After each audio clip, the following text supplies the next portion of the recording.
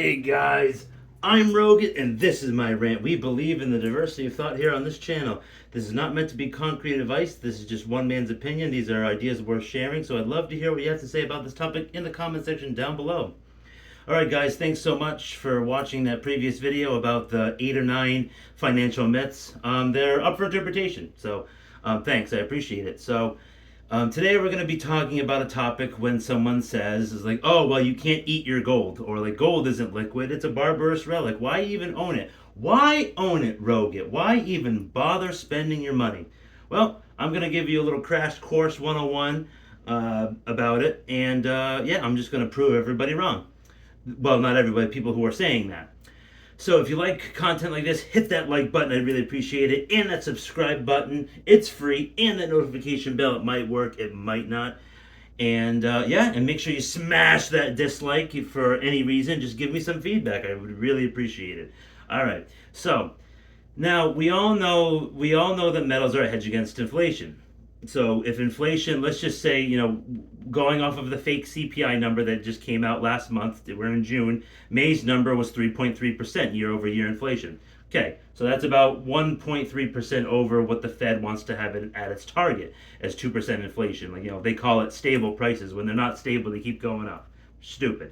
Anyway, so now, gold has been parabolic this year. For the first half of this year so far, it's gone up basically over $300 in half of a year, which is insane.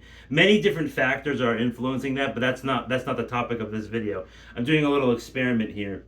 Now, your dollars continue to lose more value due to inflation. So month to month, you've lost a little bit of value. But, if gold, let's just say if gold went up 3.3% in a month, which it has this year, which this year is very different, a $2,300 coin, because gold's about $2,300 right now, is worth about $75 more than it was a month ago. Now, more conservative, we're going to make this 0.5%, because that's kind of closer. It's a little bit closer to like the month over month, because that CPI, that 3.3 is year over year. So let's just say month over month prices are up 0.5%, or it could be 0.002, like decimals or something like that. But let's just keep it at 0.5%, right? You still would have $12 more in gold than what you're holding in your hand as like paper currency, like fiat monopoly money. Fiat is just a fancy term for fake, backed by nothing. And so now, if you're leaving this money in a savings account, that's one thing. Or if you're holding gold and silver at one of your locations outside of the bank, or if you go to a credit unions, you can put a little bit in the safety deposit box. But I do not recommend you having all of it in one place. Not all of it at the safety deposit box. Not all of it at the your locations. So when they say, now getting to the title of this video, you can't eat your gold. It's like, oh, really? Well, you can go to a coin shop. You can go to SD Bullion, JM Bullion. You can ship them metal. You can find a coin store dealer and stuff like that. And you can sell your metal, and then you can get liquid cash that you can go to the grocery store and, oh, wow, buy food. And when they say you can't eat your gold, if you go to any farmer or rancher or stuff like that, they will accept, it is true, they will accept metals as payment. They'll give you eggs or meat or chicken or any beans or wheat or whatever they grow. They do accept that.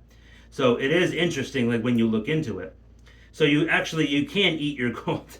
So, but you wouldn't literally like bite a coin. That like back in the really olden days when they used to do that. I guess they did that. I don't know, to see if it was real or not. Maybe, but yeah. So when you go to a coin store, or SD Bullion, you're paying anywhere from 5 to 8 or 10% over the spot market price. If today's price is $2,300, you might be spending $2,380 or $2,400 or something like that. But premiums have cooled off slightly because of the very high price that the metals have moved up in this first half of 2024 alone.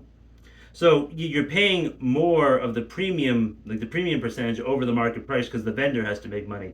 And then when you go to sell it, they're going to take a little bit off the top because it's a thin margin when they sell it.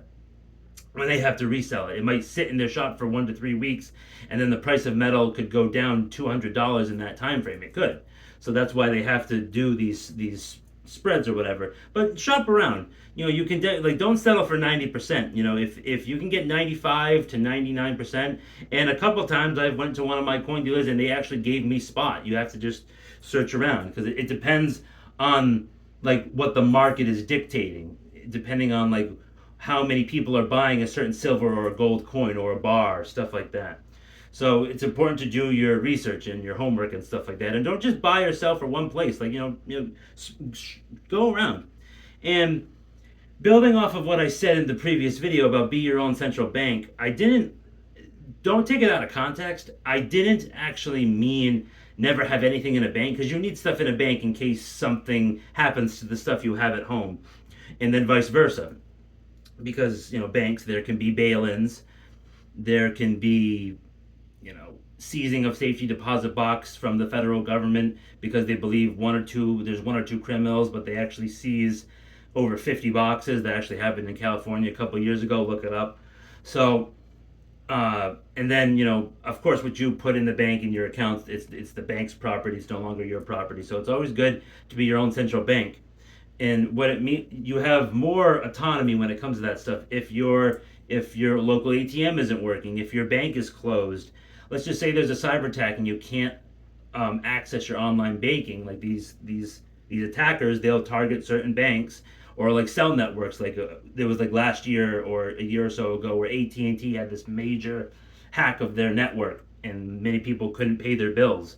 Like, well, I mean, did they have any cash on hand? Probably not, because they didn't think that something could happen. They just think, they think because we're America, we're immune to all of these things, and we're not. They live in la la land, they live in a bubble, and they're so in this bubble, they don't even know they're in a bubble. So it's always important. And then let's just say the credit card machines aren't working at the grocery store and there's no power. And, oh wow, I have cash. I can go buy food.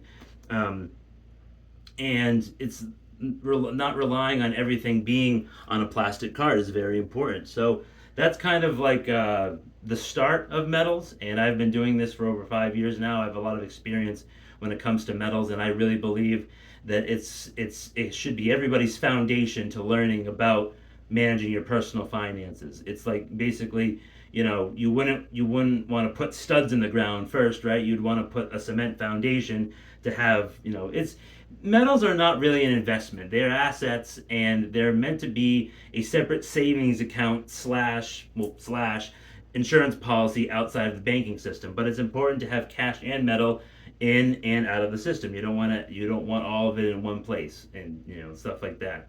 It's good if it makes you feel good that you don't have to rely on a third party or an institution to access your money when you need it. Those commercials like, it's my money and I need it now, like that type of thing. So all right, well, I hope you guys enjoyed that video. I enjoyed making it. And yeah, so if you have anything to say about this topic, I'd love to hear what you have to say in the comment section down below. And yeah, that's about it. I hope you have a great rest of the day. I'll see you next time.